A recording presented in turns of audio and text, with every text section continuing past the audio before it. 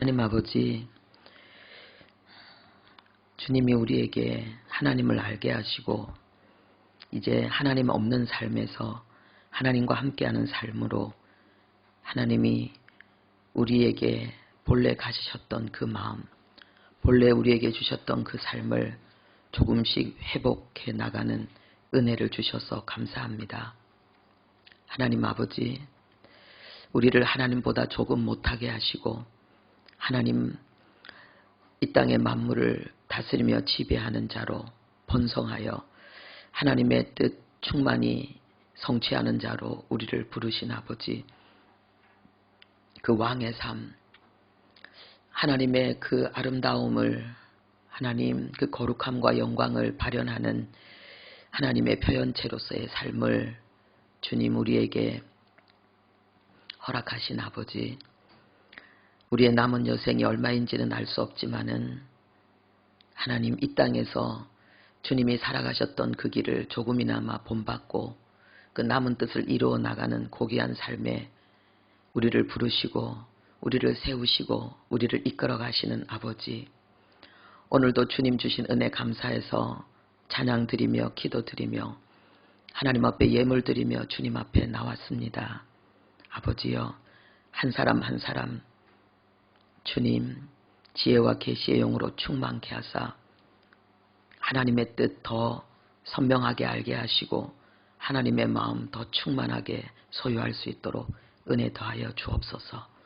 예수사랑교회가 주님의 몸으로서 그 존귀와 영광을 나타내게 하시고 하나님 맡은 바 사명을 온전히 이룰 수 있도록 은혜 더하여 주옵소서. 예수님의 이름으로 기도합니다. 아멘. 네, 우리 창세기 33장 1절부터 11절까지의 말씀입니다.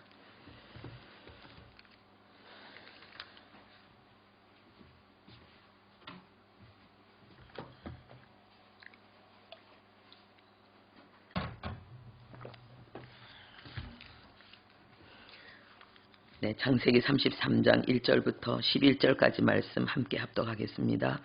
야곱이 눈을 들어 보니 에서가 400명의 장정을 거느리고 오는지라 그의 자식들을 나누어 레아와 라헬과 두 여종에게 맡기고 여종들과 그들의 자식들은 앞에 두고 레아와 그의 자식들은 다음에 두고 라헬과 요셉은 뒤에 두고 자기는 그들 앞에서 나가되 몸을 7번 땅에 굽히며 그의 형 에서에게 가까이 가니 에서가 달려와서 그를 맞이하여 안고 목을 어긋맞추어 그와 입맞추고 서로 우니라. 에서가 눈을 들어 여인들과 자식들을 보고 묻되 너와 함께한 이들은 누구냐? 야곱이 이르되 하나님이 주의 종에게 은혜로 주신 자식들이니이다. 그때의 여종들이 그의 자식들과 더불어 나와 절하고 레아도 그의 자식들과 더불어 나와 절하고 그 후에 요셉이 라헬과 더불어 나와 절하니 에서가 또 이르되 내가 만난 바 이 모든 때는 무슨 까닭이냐? 야곱이 이르되 내 주께 은혜를 입으려 함이니이다. 에서가 이르되 내 동생아 내게 있는 것이 족하니 내 소유는 내게 두라. 야곱이 이르되 그렇지 아니하니이다. 내가 형님의 눈앞에서 은혜를 입었사오면 정하건대 내 손에서 이 예물을 받으소서. 내가 형님의 얼굴을 배운즉 하나님의 얼굴을 본 것 같사오며 형님도 나를 기뻐하심이니이다. 하나님이 내게 은혜를 베푸셨고 내 소유도 족하오니 정하건대 내가 형님께 드리는 예물을 받으소서 하고 그에게 강권함에 받으니라. 아멘. 오늘 말씀의 제목은 에서의 회개와 회복입니다. 우리가 하나님께 받은 은혜를 우리는 두 가지로 정리할 수 있습니다. 첫 번째는 죄와 저주에서 마귀의 자녀의 신분에서 우리를 건져내신 것, 우리의 존재를 변화시켰다는 거죠. 새로운 피조물로 하나님이 원래 창조하신 그 본래의 그 고귀한 것들을 우리에게 다시 회복시켜 주셨다는 거죠. 영적 위치, 권위, 질서. 그래서 더 이상 마귀에게 종노릇하지 않고 죄에게 종노릇하지 않고 하나님의 뜻 이루면서 우리의 영혼이 꿈꾸고 바랬던 바들을 이루며 살아갈 수 있는 그러한 새로운 존재로 하나님이 우리를 거듭나게 하셨다는 거예요.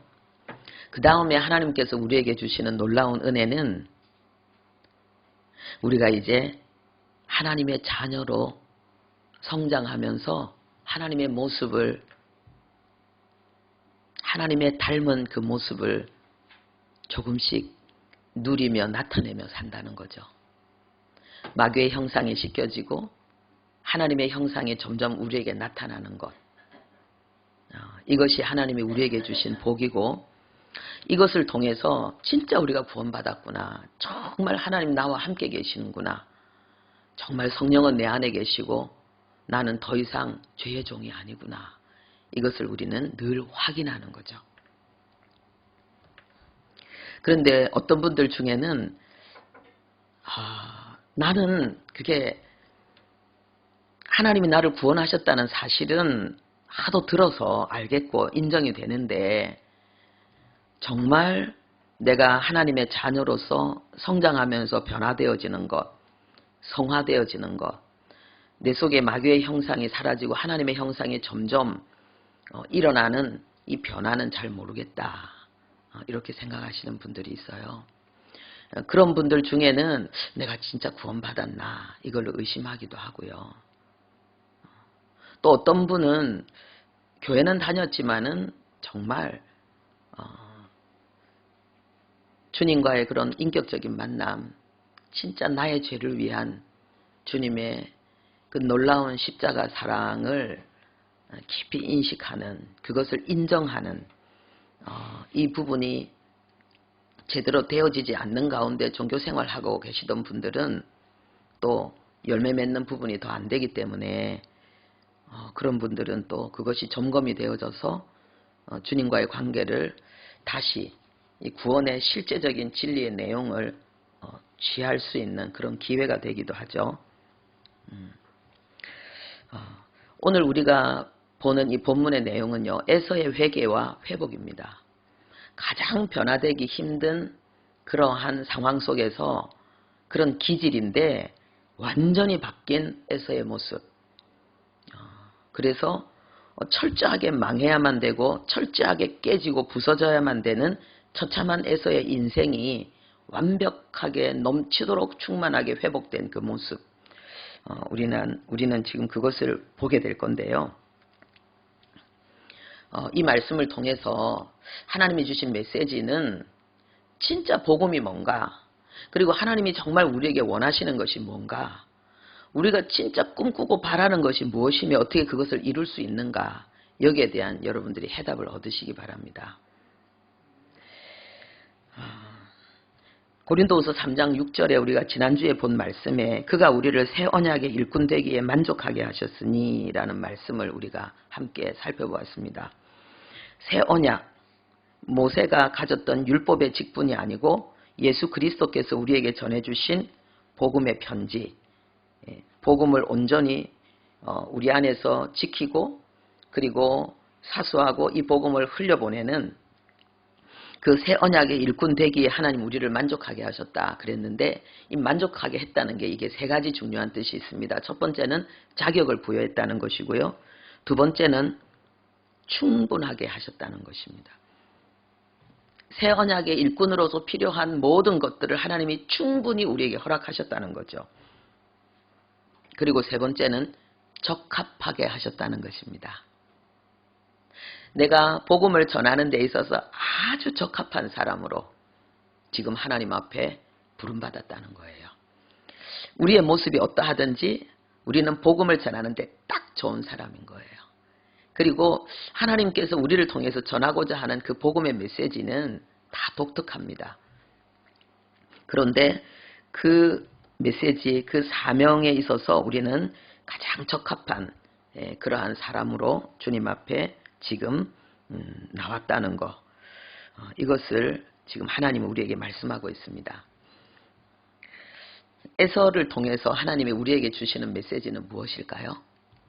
그것을 생각하면서 나를 통해서 하나님 어떤 메시지를 세상에 전하기를 원하실까, 그것도 한번 생각해 보실 수 있기를 바랍니다. 모든 것에는 가치와 평가가 있습니다. 모든 물건, 그리고 사람, 상황에 대해서 우리는 끊임없이 그 가치를 평가하고 거기에 따라서 우리는 태도를 결정합니다. 그래서 우리의 그 평가에는 그에 합당한 어떤 상과 벌이 우리에게 주어집니다. 우리는 물건을 쓰다가 그 기능이 탁월하면 애용하지만은요, 그 기능이 더 이상 발휘되지 않을 때는 버리기도 합니다. 또 사람에 대해서도 우리에게 굉장한 어떤 기쁨과 유익을 줄 때는 그 사람에게 엄청난 인기와 명예와 부와 그로 인한 굉장히 윤택한 삶들이 그들에게 부여되어지지요. 이 사회는 그렇게 굴러가고 있는 것입니다. 그런데 우리 인간에게는 그 기능 이상의 가치가 있습니다. 그것은 인간이라는 존재의 가치입니다. 부모님들이 자녀를 낳아보면은 그 자식에 대한 특별한 애정은 우리가 자녀를 기능이 아니라 존재로 대한다는 것을 우리에게 확인시켜 줍니다. 아무리 세상에 그 어떤 똑똑한 청년, 청소년하고 우리 자식을 절대로 바꾸지 않습니다. 그것은 바로 인간은 기능보다도 그 존재에 더 엄청난 최고의 가치가 있다는 걸 우리에게 가르쳐 주고 있습니다. 그런데 꿈에도 몰랐던 내가 얼마나 소중한 존재인가를 상상도 못했던 놀라운 가치를 우리에게 제시하는 그 하나님의 역사가 있습니다. 그게 바로 십자가입니다. 로마서 5장 8절에 우리가 죄인 되었을 때에 그리스도께서 우리를 위하여 죽으심으로 하나님께서 우리에 대한 자기의 사랑을 확증하셨다 그랬습니다. 우리가 죄인 되었을 때 누구와 죄인 되었다는 겁니까? 하나님과 죄인 된 거예요. 하나님과 죄인 상태에 있다는 것은 하나님에게 아무 유익이 못 되고 하나님에게 해만 끼치는 그러한 우리였을 때 그런 우리를 위해서 하나님께서 자기의 독생자를 십자가에 못 박음으로 말미암아서 우리에 대한 사랑을 확증시켰다는 거죠. 그러니까 하나님은 생각할 뿐만 아니라 말할 뿐만 아니라 그 모든 것들을 완벽하게 성취해내시는 하나님이죠. 그래서 하나님의 말씀이 진리인 것입니다. 역사인 것입니다. 그래서 우리가 삶을 살아갈 때 이렇게 흔들리는 것을 목표로 살면 우리의 삶을 뒤돌아보면 삐뚤빼뚤합니다. 그런데 정확하게 고정된 것을 목표로 삼고 우리가 계속 거기를 바라보면서 나가면은 뒤돌아보면은 많이 휘청거린 것 같은데 뒤돌아보면 우리의 길이 상당히 똑바른 걸 볼 수가 있습니다. 그 고정된 것, 가장 영원히 흔들리지 않는 고정된 것, 그게 하나님의 말씀입니다. 그리고 하나님은 자신의 사랑을 우리에게 확증시켜 주셨다는 거예요. 얼마나 우리를 사랑하는지 그것을 하나님이 당신의 독생자의 십자가 희생을 통해서 우리에게 증명해 주셨다는 것입니다. 이것은 뭡니까? 우리를 향한 하나님의 사랑이 진실하고 참되다는 것입니다. 왜 하나님이 그렇게 하셨을까요? 우리에게 당신의 사랑을 알리기를 원하신 거예요. 우리가 그것을 인정하기를 원하신 거죠. 그것을 믿기를 원하신 거죠. 우리 지난주 그 맥체인 성경 읽기에 이제 화목제에 대한 내용이 나오지 않았습니까? 예, 화목제에는 감사제가 있고 자원제가 있고 서원제가 있는데 다른 제물은 이틀까지 먹어도 되는데 감사제의 제물은 그날 당일날 다 먹어야 돼요. 남으면 불태워야 됩니다. 하나님께서 우리가 하나님과의 그 화평과 그 교제 관계에 있어서 친밀함에 있어서 하나님이 가장 원하는 것은 감사라는 거죠. 그게 뭐겠습니까? 하나님이 우리를 위해서 행하신 역사, 우리를 향한 하나님이 얼마나 진실하고 참된지를 아는 것을 하나님이 가장 중요하게 여긴다는 거예요. 우리가 하나님 앞에 특별한 서원을 하고 특별한 헌신을 결단하고 마음에 누가 해서가 아니라 내 마음에 우러나서 하나님 앞에 대단한 것을 하나님 앞에 드리기로 했다 할지라도 하나님은 우리의 그 어떤 것보다도 우리를 향한 하나님의 사랑을 하나님은 더 알기를 원한다는 거죠. 그리고 하나님께서 예수 그리스도 십자가에 못 박으신 그 사랑은 뭡니까? 우리를 향한 하나님의 사랑이 정당하고 흠이 없고 완전하다는 걸 알리는 거죠. 십자가를 통해서 하나님이 우리에게 나타내시는 것은 더 이상 우리의 삶에 저주가 없다는 거죠. 하나님은 더 이상 우리에게 진노하시지 않고 우리의 삶을 징계할 마음이 없다는 거예요. 그것보다 더 넘치는 것은 이제 하나님이 넘치도록 우리에게 당신의 은혜를 쏟아 부어 주고 싶다는 거죠. 십자가를 통해서. 우리가 받아야 될 저주와 실패와 수치와 멸망과 눈물, 이 모든 것들을 하나님이 예수님을 통해서 완전히 없애버리고 이제 우리에게는 하나님의 사랑과 인정과 칭찬과 존귀와 영광, 영원한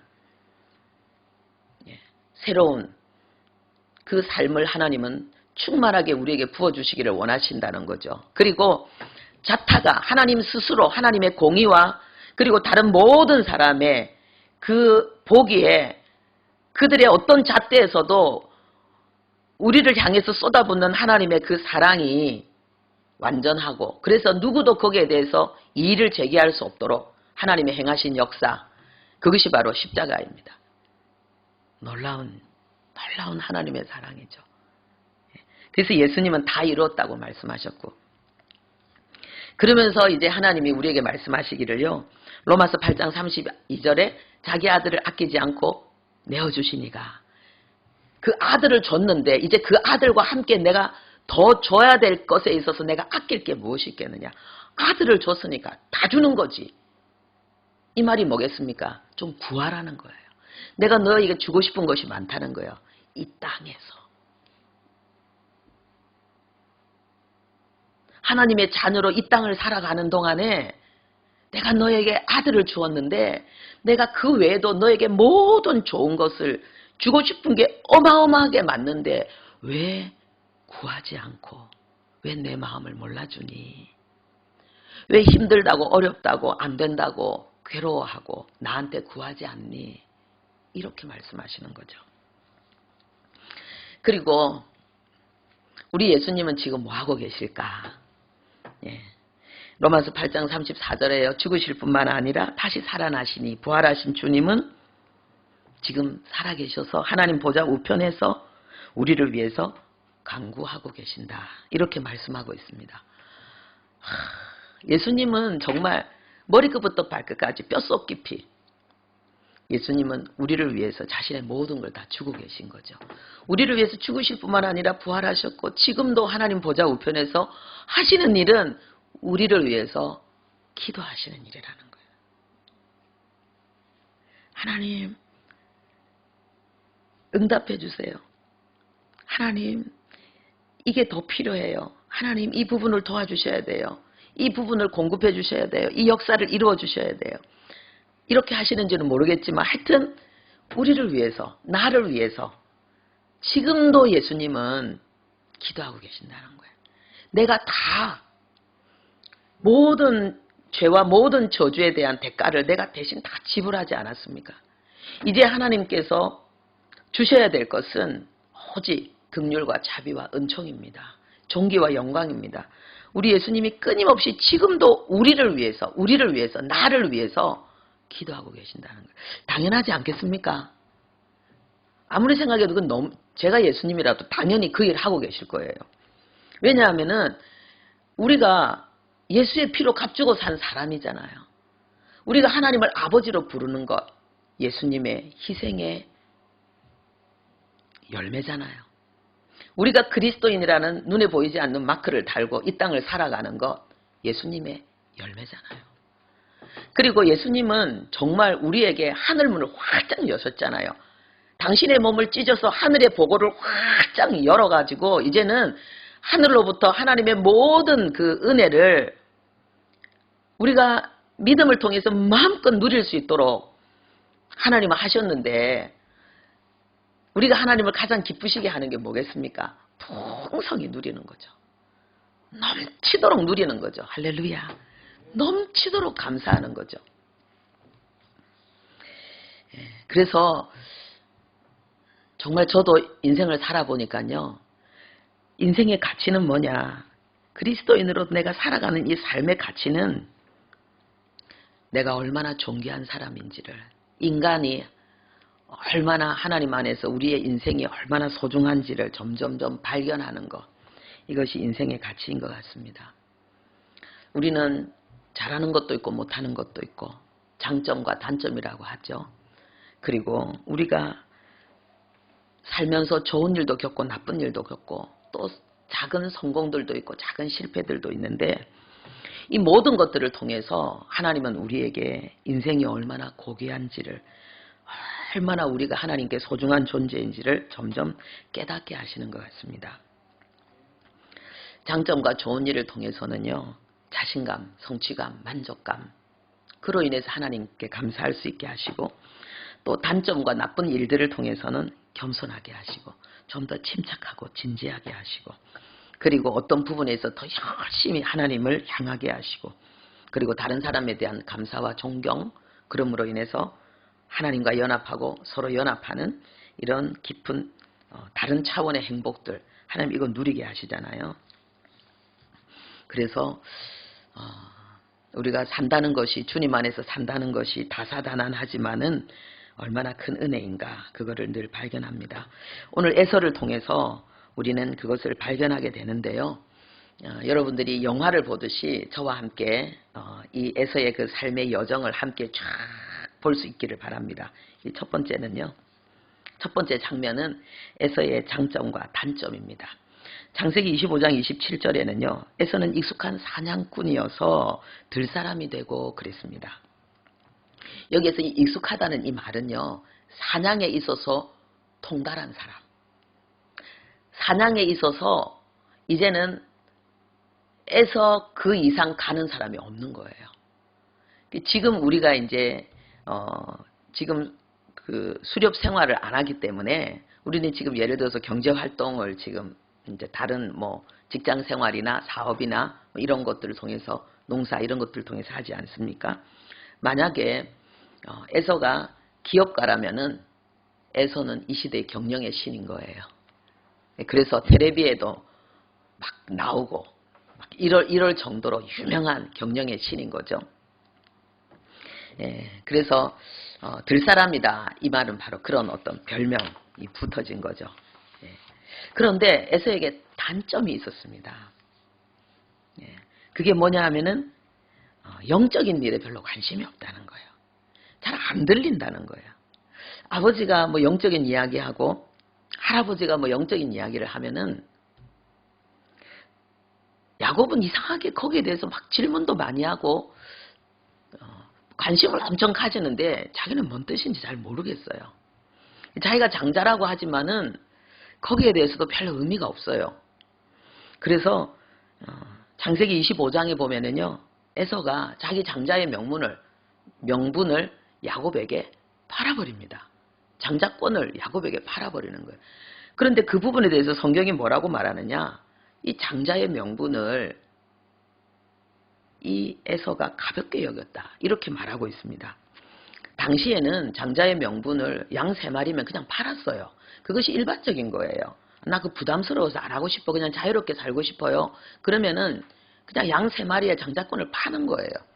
요셉이 생각할 때 아브라함 할아버지가, 그리고 이삭 아버지가 이 장자로서 우리 가문의 대를 이어서 이 제사장으로서 하나님께 예배하는데 수종 들고, 그리고 이 중요한 영적인 이 하나님의 그 언약을 지키고 전수하는 데 있어서 최고의 깃발든 이 장자의 위치를 많이 가르쳤겠지만은 에서는 그게 귀에 들어오지 않고 그냥 일반적인 걸로 생각할 때에 뭐 다 사고 팔고 하더만 그냥 세상적인 가치관으로 가볍게 여겼다는 거죠. 그래서 팔았는데 이것이 에서에게는 단점이었습니다. 그래서 또 어떤 일까지 벌어집니까? 창세기 26장에는 그가 40세가 되어서는요, 이방 여인을 둘이나 아내로 맞이해서 이삭과 리브가에게 큰 근심을 끼치는 그 모습을 보게 됩니다. 예.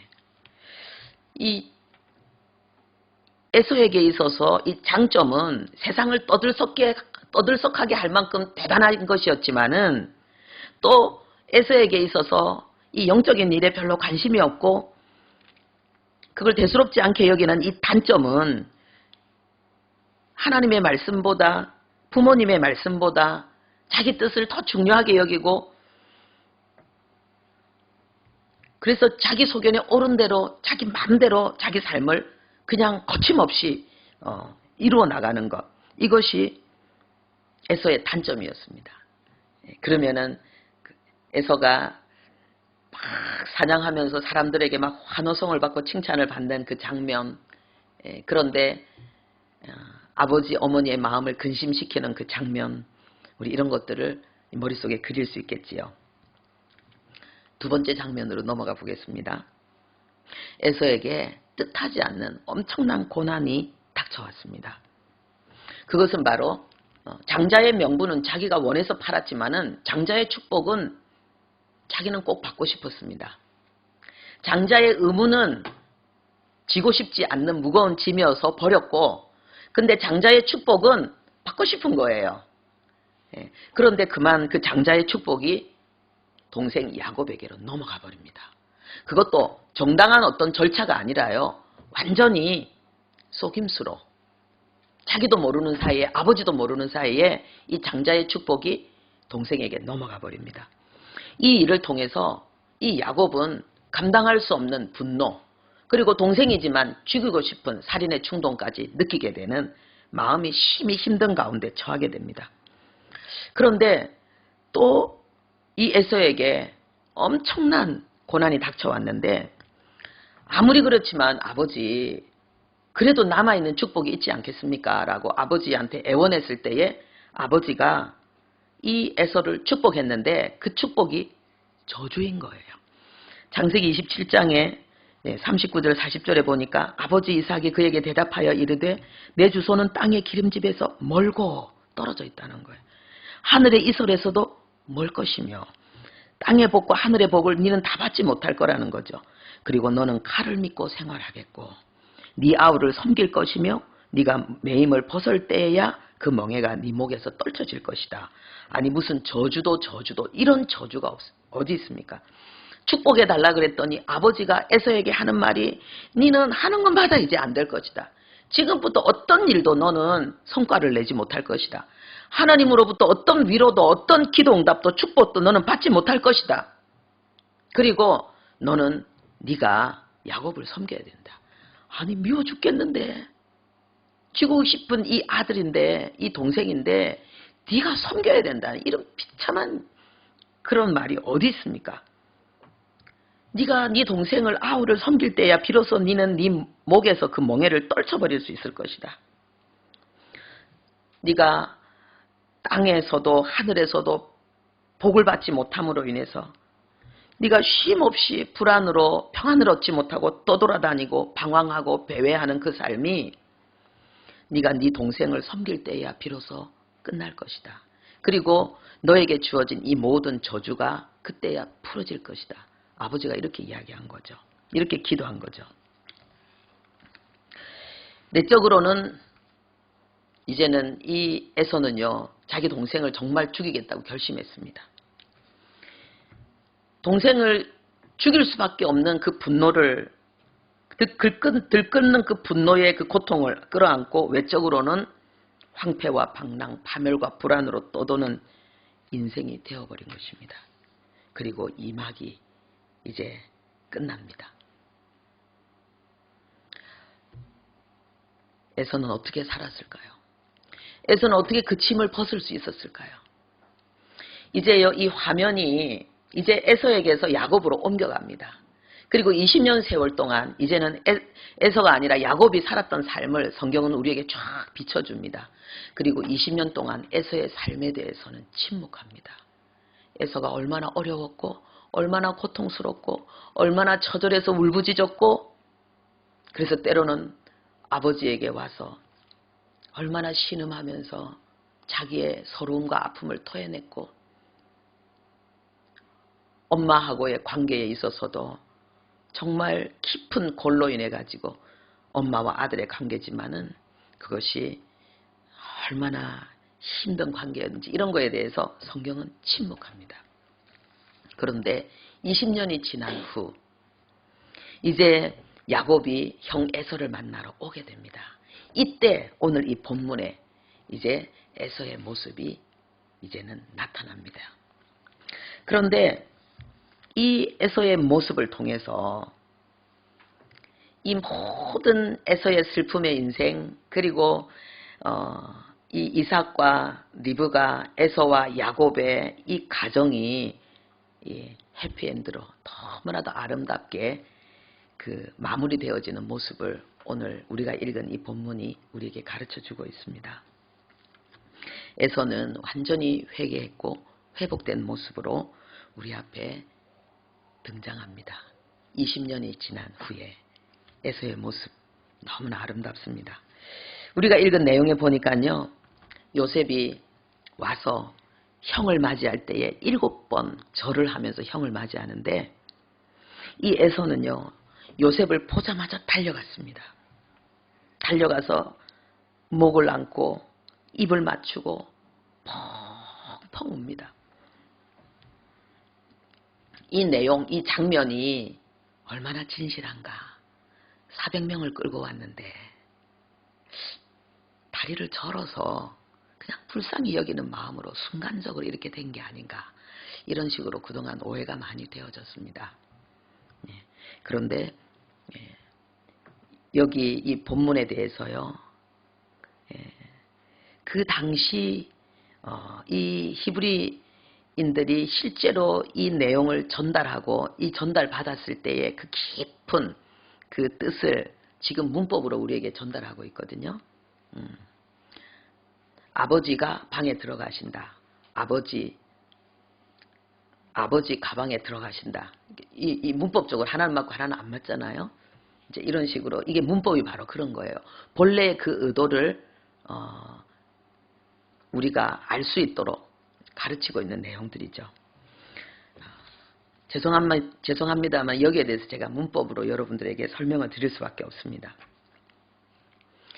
에서가 달려갔는데 연기자가 이 연기를 한다고 생각을 해보십시오. 아니면 에서의 실제 장면이라고 그려보시든지요. 에서가 열심히 막 사람들, 뭐 가축들, 에서는 거기 마음이 없어요. 에서는 두려움거리면서 뭔가를 찾고 있어요. 근데 바로 야곱이에요. 야곱을 보자마자 에서는 달려갑니다. 달려가는데 에서가 어떻게 달려가는지 즉시 달려갔다고 문법에 기록하고 있습니다. 그리고 에서가 달려갈 때 그 마음이요, 능동이라 그랬어요. 이 능동이란 말은 뭐냐 하면요, 외부의 영향을 전혀 받지 않았다는 거예요. 자발적인 100% 자기의 의지로, 자기의 뜻으로 달려갔다는 거예요. 그러니까 다리를 절었기 때문에 또 어떤 하나님의 감동, 이게 전혀 아니었다는 거예요.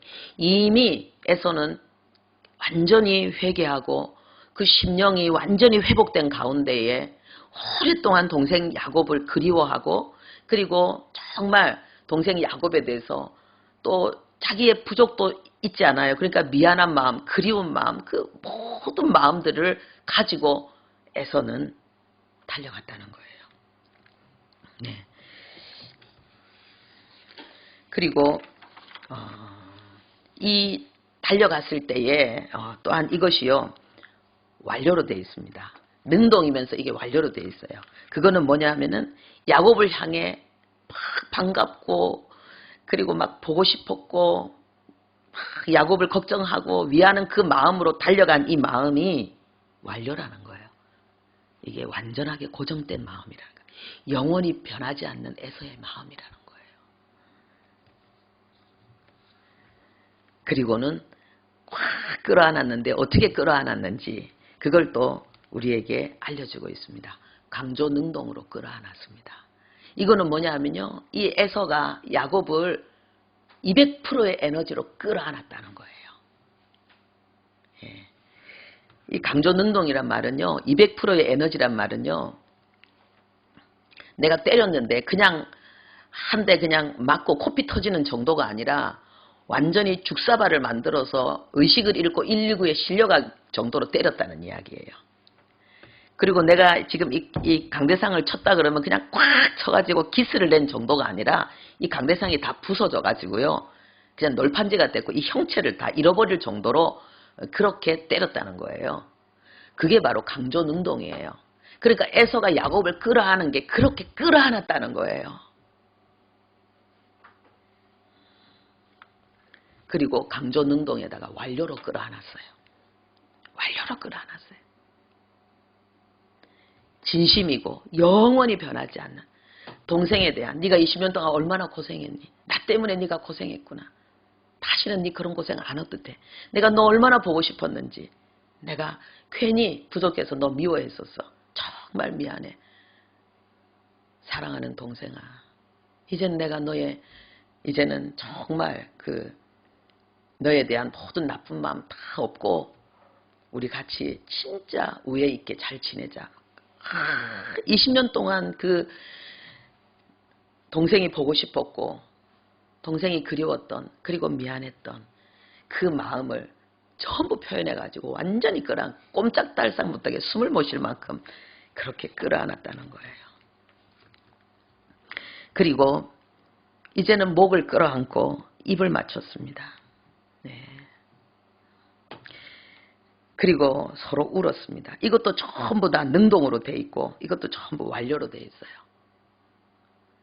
그러니까 에서가 야곱을 사랑해서 달려가서 입 맞추고 그리고 울었던 이 모든 것이 에서의 마음에서 진심으로 우러난 행동이었고 이것이 하나님이 특별히 그 시간에 감동하지도 않았고 이미 에서의 마음속에 있는 진실한 마음이었고 그리고 이것은 변하지 않는 참된 마음이었다는 것을 성경이 우리에게 알려주고 있습니다. 에서의 회개가 진실하다는 걸 우리에게 알려주고 있습니다. 그리고 에서의 회개가 진실하다는 또 다른 증거가 뭐냐면요. 그의 회복입니다.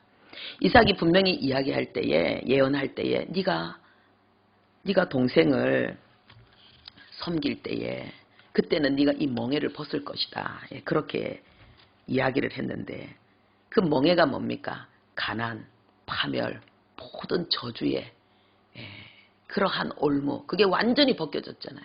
그래서 400명의 장정을 이끌고 지금 왔다는 것입니다.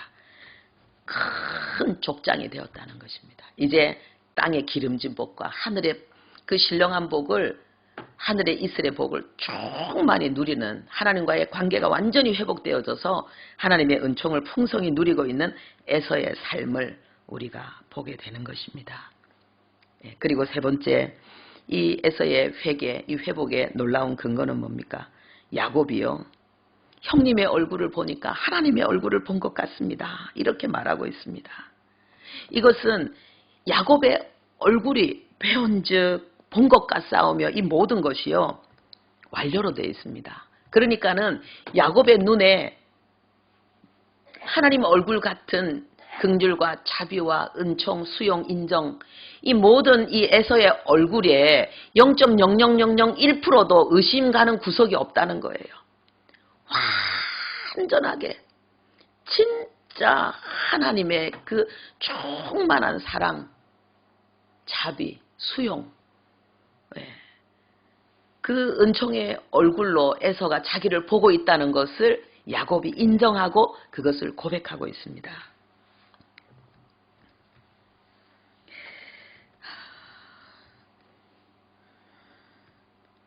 이 모든 20년의 세월에 대해서 야곱이 20년을 어떻게 보냈는지에 대해서 하나님은 침묵하시지만은 그 결과에 대해서는 에서는 완전히 회개했고 완전히 회복했고 그래서 이 가정에 이 장자권으로 인한 갈등은 더 이상 없고 이제는 믿음의 가정으로 이 가정이 온전히 서게 되었고 화합하게 되었다는 것 이것을 그대로 증거하고 있습니다. 이걸 통해서 하나님은 우리에게 어떤 메시지를 주고 계십니까? 하나님의 은혜로 말미암아 이루어진 이 회개 성경에서 회개는 전부 하나님 은혜거든요. 하나님 은혜로 이루어지는 그러한 내용들로 기록되어지고 있습니다. 이 회개는 바로 이성과 양심 그리고 인격과 관계를 완전히 회복한다는 것입니다. 야곱이 장자의 의무는 싫고 장자의 축복은 누리고 싶고 그게 얼마나 비이성적이고 양심적입니까? 근데 자기는 그게 옳다고 주장한 거예요. 그러니까는 야곱에 대해서 그만큼 죽이고 싶을 만큼 분노했던 거죠. 자기가 옳다고 여기고 자기의 부당함을 모르는 가운데 그렇게 한 거죠. 그런데 이제 에서는 완전히 바뀌었습니다. 그래서 우리가 하나님 앞에 받는 회개의 은혜는 우리의 이성과 양심을 회복시킬 뿐만 아니라 그리고 모든 관계도 다 회복시킨다는 것을 알 수가 있습니다. 두 번째, 회개는 이 하나님께서 주시는 이 회개의 은혜는 마음의 평안과 함께 삶의 풍요를 우리에게 회복시켜 주십니다. 에서가 회개함으로 인해서 가장 행복한 사람이 누구일까요? 에서 자신이겠죠. 그 속에 죽이고 싶은 미운 분노, 밤에 잠을 자지 못하고 벌떡벌떡 일어나야 될 정도로 이가 빡빡 갈린 정도로 미운 동생에 대한 마음으로 가장 큰 피해를 보는 사람은 바로 에서 자신일 것입니다. 그런데 마음 깊은 곳에서부터 하나님의 은혜로 완전한 회개가 이루어졌을 때에 얼마나 평안했겠습니까? 그로 인해서 그는 넘치는 또 풍요를 또 누리고 있는 것을 우리가 보게 됩니다. 그래서 회개는 내면의 성찰과 성장, 상쾌함과 아름다움과 충만함을 우리에게 제공합니다. 새벽 시간에 잠깐 말씀을 드렸지만은요, 김양재 목사님께서 말씀하신 내용이 뭡니까? 우리가 성경을 읽으면서 즐거운 이유는 성경을 읽을 때마다 내 잘못을, 내 죄를 깨닫기 때문이다. 우리가 하나님 앞에 받는 그 어떤 응답, 그 어떤 축복보다도 말씀을 통해서 내 부족을, 내 죄를 깨달음으로 인해서 누리는 기쁨이 더 크다는 것을 우리가 깨달아야 된다. 그런 이야기를 했습니다. 이것은 정말 죄가 많은 곳에 은혜가 많다는 말씀, 그리고 회개로 인해서 하나님 앞에 늘 심령의 깨끗함을 누리는 그 영혼에 부어시는 하나님의 은혜, 우리의 부족과 허물조차도 달콤하게 느껴지는 그 행복, 그거는 받은 자만이, 누리는 자만이 아는 복이지요. 사진 한 장을 보도록 하겠습니다. 이것은 현영수 박사님의 멘토라고 하시는 유대 랍비의 가정에서 이제 어느 날 예고도 없이 갑자기 찾아갔을 때에 이 현장을 목격하고 사진을 찍었습니다. 아버지가 아들들에게 다정하게 성경을 읽어주고 가르쳐주고 있습니다. 동화책 읽는 것도 아닌데 이렇게 아이들이 진지하게 이 성경을 아버지와 같이 연구하고 있어요. 그리고 아들 하나는 아버지 어깨에 어깨동무를 하고 있고요. 너무 자연스럽고 다정하고 그리고 경건한 이 모습을 보고 현 박사님이 충격을 느꼈습니다. 자기 인생을 이 한 장면이 바꿔놓았다고 말합니다. 당신은 이 사진을 보고는요, 통곡했다고 합니다. 돌아와서. 왜요? 나는 좋은 아버지가 아니라는 거예요. 정말 이 하나님의 모습처럼 보였던 거예요. 아버지는 아들에게 하나님의 모습을 보여줘야 되는데 나는 엄하기만 하고, 그리고 정말 또 다정한 친구가 되지 못하고 하나님의 말씀도 전하지 못하고 내가 얼마나 못난 아버지였는가 가슴을 치며 통곡했다는 거죠. 그리고 이분이 생각이 깊은 분이니까 아시는 거예요. 이거는 나 개인의 슬픔만이 아니고 우리 가정의 슬픔만이 아니고 이거는 한국교회의 슬픔이다. 그리고 이거는 세계교회의 슬픔이다. 왜 주님을 사랑하고 주님을 위해서 미친 듯이 쫓아다니는 그 사람의 가정이 불행해야 되는가?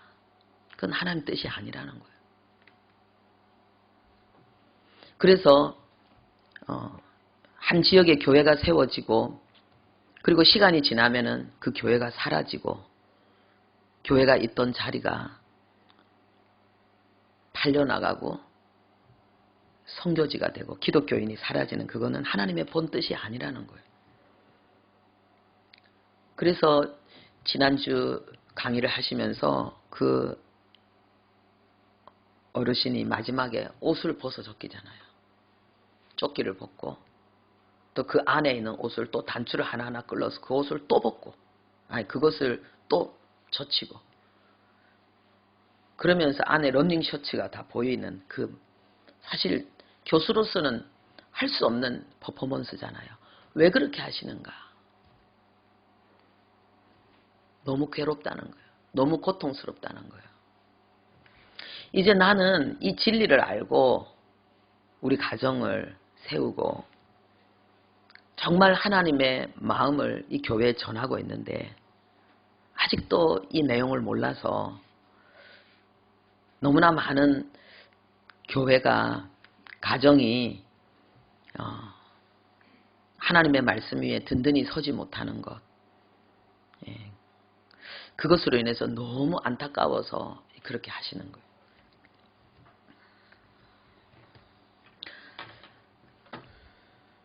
오늘 우리는 지금 에서의 삶의 여정을 통해서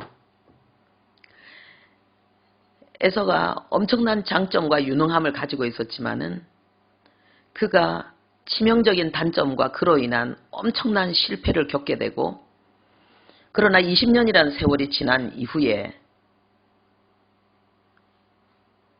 원수 같은 동생 야곱을 연인으로 끌어안고 그 야곱에게서 하나님 얼굴 같다는 칭찬의 소리를 듣는 에서의 인생, 너무나도 아름답지 않습니까? 그리고 현영수 박사님은 이 장면을 보고 이제는 결심을 하고 집으로 돌아와서 자녀들을 이제 하나님의 큰 일꾼으로 키우기 위해서 노력하는데, 아내와 싸워야 되고 머리가 커진 자식들과 싸워야 되는데 순교의 각오로 그 갈등을, 그 어려운 시기를 결국은 포기하지 않고 견뎌내서 지금 그 결실들을 우리 앞에 소개하고 있지 않습니까? 에서가 그 불행이 에서의 삶을 망가뜨린 것이 아니라 에서를 더 깊은, 내면이 더 깊고 큰 그릇으로 변화시켰고, 그리고 하나님처럼 많은 것을 품고 포용하고 연합할 수 있는 그런 사람으로, 아주 큰 사람으로 에서를 성장시키고 성숙시켰습니다. 그리고 현 박사님은 자기가 정말 미친 듯이 주님을 위해 살고, 어떤 면에 있어서 둘째가라고 하면 서러울 정도로 주님을 위해 살아왔던 그 삶이 얼마나 부족하고 문제가 많은 삶이라는 걸 알고 통곡하면서 밑바닥에서부터 다시 시작했을 때에 참 얼마나 많이 울었겠습니까? 오죽했으면 순교의 각오로 부인을 설득하고 자식을 설득했다라고 이야기합니까? 그렇지만은 이제 수십 년이 지난 지금 그분은 수평전도뿐만 아니라 수평세마뿐만 아니라 수직세마, 수평전도, 수직전도, 그래서 우리 교회가 잃어버린 수직전도, 자녀에게 복음을 전하는 이 세마의 이 놀라운 그 우리의 잃어버린 하나님의 그 진리를 지금 교회에 드러내고 있지 않습니까? 자기는 죽어도 여한이 없다는 거예요. 자기가 이룰 것은 이제 다 이루었다고 이야기합니다. 왜 우리의 삶에 어려운 문제가 있는가? 왜 나에게 단점이 있는가? 왜 우리의 마음이 힘들고 어려운가? 하나님과 함께라면 바로 거기에 더 좋은 것이 있고, 바로 거기에 더 귀한 것이 있고, 더 찬란하게 빛나는 아름다운 사명이 바로 거기 있습니다. 그래서 제가 질문했습니다. 사람의 장점과 단점의 가치를 동시에 인정할 수 있는 균형 있는 시각을 나는 가지고 있는가? 고난이 회개와 회복의 기회가 된 적이 있는가? 또 회개를 통해서 이성과 양심, 인격과 관계의 회복을 경험한 적이 있는가? 또 회개를 통해서 마음의 평안과 삶의 풍요를 경험한 적이 있는가? 회개를 통해 내면의 성찰과 성장이 언제나 지금도 계속되고 있는가? 주보 그 맨 밑에 칸에 질문했습니다. 기도하겠습니다. 하나님, 우리는 이성 없는 짐승이 아닙니다. 우리는 하나님처럼 생각하고, 하나님, 우리는 이성과 양심을 가진 하나님과 연합하여서 하나님의 뜻을 이루어 나가야 될 사람입니다. 우리의 삶에 우리 자신에게 있는 장점과 단점, 좋은 일과 안 좋은 일, 그리고 성공과 실패, 이 모든 것들을 통해서 하나님은 합력하여 선을 이룬다고 하셨습니다. 아버지, 하나님의 형상을 이루어 나가는 이 고귀한 삶의 여정이 될 수 있도록 오늘도 우리를 부르셔서 말씀으로 위로하시고 격려하시는 아버지, 아버지의 뜻 이루는 우리의 남은 생애가 될 수 있도록 은혜 더하여 주옵소서. 예수님의 이름으로 기도합니다. 아멘.